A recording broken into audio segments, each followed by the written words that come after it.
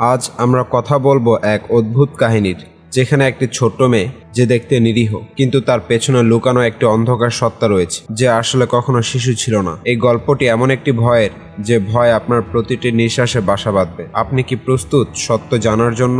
বলছিলাম অরফান মুভির কথা, যেটি হরর, মিস্ট্রি ও থ্রিলার মুভি। তাহলে চলুন শুরু করা যাক আজকের এই মুভির এক্সপ্লেনেশন। সিনেমার শুরুতে আমরা দেখি একজন মহিলা প্রসব বেদনায় কাতরাচ্ছেন। একজন লোক তাকে তাড়াতাড়ি হাসপাতালে নিয়ে যান। নার্স তাকে অপারেশন কক্ষে নিয়ে যায়, কিন্তু হঠাৎ তার প্রচন্ড রক্তপাত শুরু হয়। অপারেশন কক্ষে পৌঁছে জানা যায় তার পেটের সন্তান মারা গেছে। এই মুহূর্তে মহিলাটির ঘুম ভেঙে যায়। বোঝা যায় এটা তার স্বপ্ন ছিল। আসলে এই ঘটনা তার সাথে আগে ঘটেছিল। তার তৃতীয় সন্তান, যাকে সে জেসিকা নাম দিতে চেয়েছিল, পেটে মারা গিয়েছিল। এই ঘটনা তাকে এখনো মানসিকভাবে কষ্ট দেয়। এই মহিলার নাম কেট এবং সে এই সিনেমার একটি গুরুত্বপূর্ণ চরিত্র। কেট এর মানসিক যন্ত্রণা থেকে মুক্তি পেতে একটি মেয়েকে দত্তক নেওয়ার সিদ্ধান্ত নেয়। তার ইতিমধ্যে দুটি সন্তান আছে, 12 বছরের ছেলে ড্যানিয়েল এবং 4 বছরের মেয়ে ম্যাক্স। ম্যাক্সের একটি সমস্যা হলো সে কানে শুনতে পায় না, তাই তার সাথে ইশারায় কথা বলতে হয়। কেটের স্বামীর নাম জন।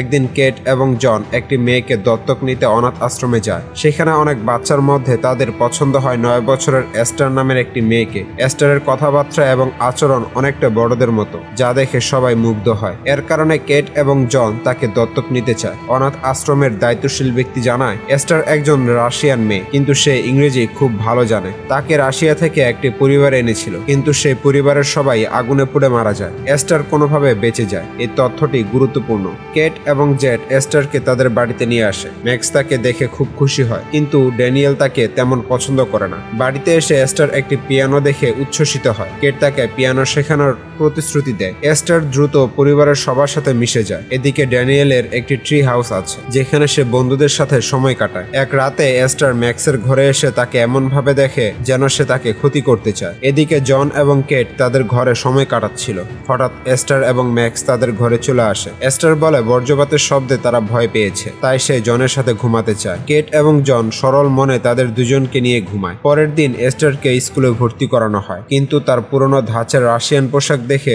স্কুলের বাচ্চারা তাকে নিয়ে হাসাহাসি করে। এস্টার এর কোনো প্রতিক্রিয়া দেখায় না। একদিন ড্যানিয়েল খেলার সময় খেলনা বন্দুক দিয়ে একটি পুতুলে গুলি করে। হঠাৎ একটি পায়রা সেখানে এসে বসে। ড্যানিয়েল পায়রাটিকে লক্ষ্য করে গুলি করে এবং পায়রাটি আহত হয়ে ছটফট করতে থাকে। এতে ড্যানিয়েলের মন খারাপ হয়ে যায়। তখন এস্টার এবং ম্যাক্স সেখানে চলে আসে। এস্টার ড্যানিয়েলকে বলে পায়রাটিকে মেরে ফেলো, তাহলে তার কষ্ট থামবে। ড্যানিয়েল তা পারে না। তখন এস্টার একটি পাথর দিয়ে পায়রাটির মাথা থেতলে মেরে ফেলে। এই ঘটনায় ম্যাক্স এবং ড্যানিয়েল হতবাক হয়ে যায়। পরের দিন স্কুলে একটি মেয়ে এস্টারকে তার বাইবেল রাখার জন্য টিটকারি করে। এস্টার কোনো উত্তর দেয় না। এদিকে কেট এস্টারকে পিয়ানো শেখানোর সময় এস্টার হঠাৎ জেসিকার কথা জিজ্ঞাসা করে। কেট তাকে একটি গোলাপ গাছের কাছে নিয়ে যায় এবং বলে জেসিকা তার পেটে মারা গিয়েছিল আর তার স্মৃতিতে এই গাছটি লাগানো হয়েছে। এটি কেটের খুব প্রিয়।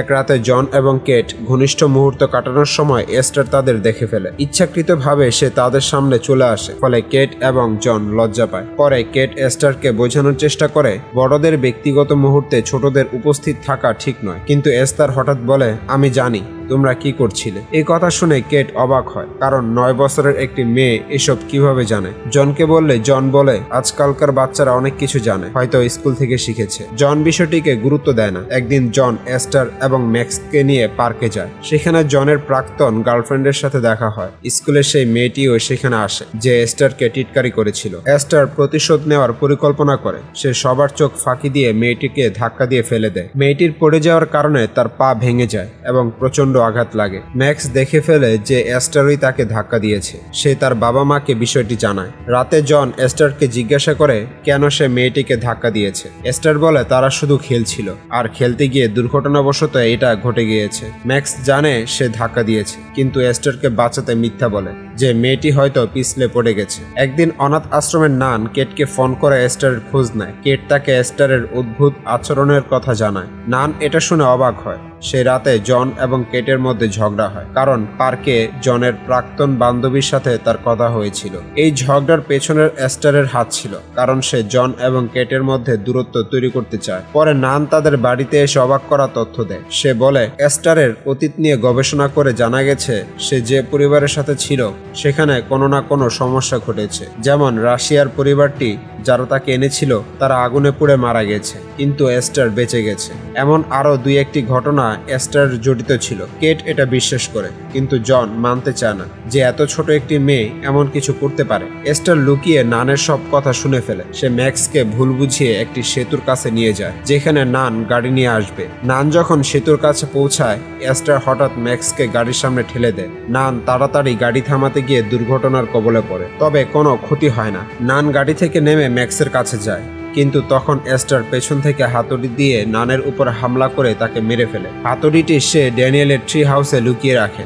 এস্টার ম্যাক্সকে ভয় দেখায়, যদি সে কাউকে কিছু বলে তাহলে পুরো পরিবারকে মেরে ফেলবে। ম্যাক্স ভয়ে চুপ থাকে, কিন্তু ট্রি হাউস থেকে বের হওয়ার সময় ড্যানিয়েল তাদের দেখে ফেলে, আর এস্টারও তাকে দেখে। রাতে এস্টার ড্যানিয়েলের ঘরে গিয়ে ছুরি দিয়ে ভয় দেখায়, যেন সে ট্রি হাউসের কথা কাউকে না বলে। পরের দিন কেট এবং জন এস্টারকে মনোরোগ বিশেষজ্ঞের কাছে নিয়ে যায়, কিন্তু এস্টার ডাক্তারের সাথে এমন সুন্দর ব্যবহার করে যে ডাক্তার মুগ্ধ হয়। উল্টো সে কেটকে দোষ দেয়, বলে তার নিজের মানসিক সমস্যার কারণে সে এস্টারকে গ্রহণ করতে পারছে না। এদিকে এস্টার বাথরুমে গিয়ে রাগে দেয়ালে আঘাত করে। পুলিশ নানের মৃতদেহ খুঁজে পায় এবং সবাই মনে করে এটা দুর্ঘটনা, কিন্তু কেটের মনে হয় এটা স্বাভাবিক নয়। সে ইন্টারনেটে সার্চ করে জানতে পারে শিশুদের মধ্যে মাল্টিপল পার্সোনালিটি ডিসঅর্ডার থাকলে তারা অস্বাভাবিক আচরণ করতে পারে। এতে একজনের মধ্যে একাধিক ব্যক্তিত্ব থাকে এবং তারা সাময়িকভাবে অন্য কারোর মতো আচরণ করে, কিন্তু তা মনে রাখতে পারে না। কেট জনকে এটা বোঝানোর চেষ্টা করে, কিন্তু জন বিশ্বাস করে না। কেট এস্টারের বিরুদ্ধে প্রমাণ জোগাড় করতে ড্যানিয়েল ও ম্যাক্সকে জিজ্ঞাসা করে, কিন্তু তারা ভয়ে কিছু বলে না। এদিকে এস্টার জনের মন জয় করতে তার সাথে মিষ্টি ব্যবহার করে,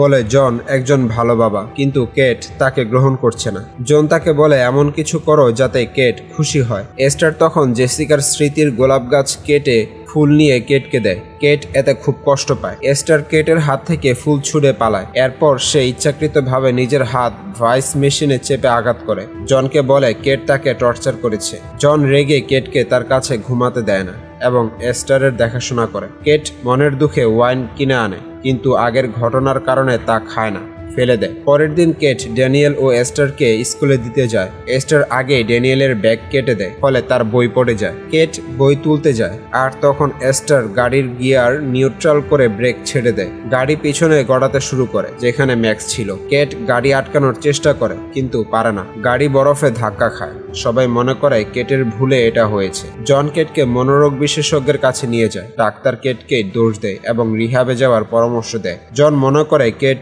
মদ খেয়ে স্কুলে গিয়েছিল। এস্টার ওয়াইনের বোতল জনকে দেখিয়ে বলে কেট তা খেয়েছে। জন কেটকে 7 দিনের মধ্যে রিহাবে না গেলে ডিভোর্স দেওয়ার হুমকি দেয়। কেট বারবার বোঝানোর চেষ্টা করে, কিন্তু জন বিশ্বাস করে না। এদিকে ড্যানিয়েল ম্যাক্সের কাছে জানতে পারে যে গাড়ির দুর্ঘটনা এবং নানের খুন এস্টার করেছে। হাতুড়িটি ট্রি হাউসে লুকানো। ড্যানিয়েল পুলিশের কাছে হাতুড়ি নিয়ে যাওয়ার পরিকল্পনা করে, কিন্তু এস্টার তাদের কথা শুনে ফেলে। পরদিন কেট এস্টার ঘরে তল্লাশি করে এবং একটি বাইবেল পায়। সেখানে শেরোনা ইনস্টিটিউটের নাম লেখা। এটি এস্তোনিয়ার একটি পুনর্বাসন কেন্দ্র, যেখানে 18 বছরের কম বয়সী খুনিদের রাখা হয়। ড্যানিয়েল ট্রি হাউসে হাতুড়ি খুঁজতে যায়, কিন্তু এস্টার তাকে ধরে ফেলে। সে নানের খুনের প্রমাণ জ্বালিয়ে দেয়, ঘরে পেট্রোল ছড়িয়ে আগুন ধরিয়ে তালা লাগিয়ে দেয়। ড্যানিয়েল জানালা দিয়ে বের হয়, কিন্তু আগুনে অজ্ঞান হয়ে যায়। এস্টার তাকে পাথর দিয়ে মারতে যায়, কিন্তু ম্যাক্স তাকে বাঁচায়। কেট ড্যানিয়েলকে হাসপাতালে নিয়ে যায়, যেখানে ডাক্তার তাকে বাঁচায়। এস্টার টেনশনে পড়ে, কারণ ড্যানিয়েল জ্ঞান ফিরলে সব বলে দেবে। সে সফট ড্রিঙ্ক কেনার বাহানায় আইসিইউতে গিয়ে ড্যানিয়েলকে বালিশ চেপে মারার চেষ্টা করে। ম্যাক্স তাকে অনুসরণ করে বিষয়টি বুঝতে পারে এবং কেটকে ইশারায় বোঝায়। কেট হাসপাতালে গিয়ে এস্টারকে দেখে ফেলে। ডাক্তাররা ড্যানিয়েলকে বাঁচায়, কিন্তু কেট এস্টারকে থাপ্পড় মারে। জন তখনও বিশ্বাস করে না। কেট হাসপাতালে চিৎকার করলে ডাক্তাররা তাকে ইনজেকশন দিয়ে অজ্ঞান করে ভর্তি করে। জন ম্যাক্স ও এস্টারকে নিয়ে বাড়ি ফিরে মদ খেয়ে নেশায় চুর হয়। এস্টার প্রাপ্তবয়স্কদের মতো একটি কালো ড্রেস তৈরি করে সেটা পরে। এস্টার নতুন রূপে জনের সামনে হাজির হয়। সে এমনভাবে নিজেকে সাজায় এবং আচরণ করে যাতে জন তার প্রতি আকৃষ্ট হয়। তার কথাবার্তা এবং হাব ভাব বড়দের মতো, এমনকি সে জনকে যৌনভাবে প্রলুব্ধ করার চেষ্টা করে, কিন্তু জন তখন মদের নেশায় ধোঁয়াশে ডুবে আছে।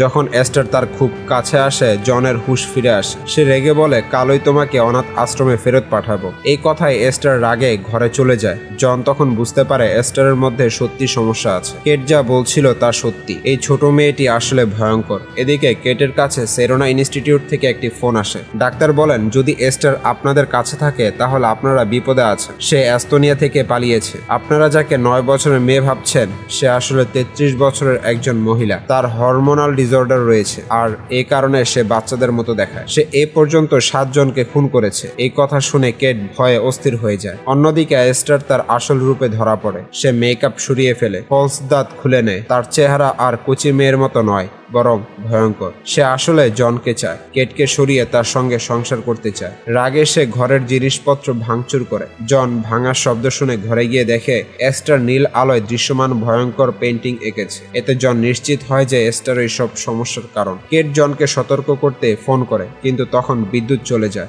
জন জেনারেটর চালু করতে যায়। কেট জনের সাথে যোগাযোগ করতে না পেরে পুলিশকে ফোন করে, কিন্তু ততক্ষণে এস্টার ছুরি নিয়ে জনের উপর হামলা করে তাকে মেরে ফেলে। ম্যাক্স এই দৃশ্য দেখে ফেলে এবং ভয়ে একটি আলমারিতে লুকিয়ে পড়ে। কেট বাড়িতে পৌঁছে জনের মৃতদেহ দেখে। সে ম্যাক্সকে খুঁজতে শুরু করে, কিন্তু এস্টার তখন তার পেছনে হামলা করে। ম্যাক্স ফুলের বাগান দিয়ে পালানোর সময় একটি ফুলের টবের উপর পড়ে যায়। এস্টার তাকে ধরতে আসে। কেট ছাদের গ্লাস থেকে নিচে তাকিয়ে ম্যাক্সকে দেখে এবং চুপ থাকতে ইশারা করে। এস্টার ম্যাক্সকে দেখে ফেলে এবং হামলার জন্য এগিয়ে আসে। ম্যাক্স অল্পের জন্য বেঁচে যায়। কেট তখন ছাদের গ্লাস ভেঙে এস্টারের উপর লাফিয়ে পড়ে, ফলে এস্টার অজ্ঞান হয়ে যায়। কেউ তাকে মারে না, কারণ তাতে মার্ডার কেস হবে। কেট ম্যাক্সকে নিয়ে বাইরে আসে, কিন্তু এস্টার আবার তাদের পেছনে এসে হামলা করে। ধস্তাধস্তির মাঝে তারা বরফে ঢাকা একটি লেকের উপর পড়ে। বরফ ভেঙে দুইজনে পানিতে ডুবে যায়। পানির নিচে তাদের তুমুল লড়াই হয়। মনে হচ্ছিল এস্টার কেটকে মেরে ফেলবে, কিন্তু কেট শক্তি ফিরে পেয়ে এস্টারকে আঘাত করে। কেট পানি থেকে বের হয়।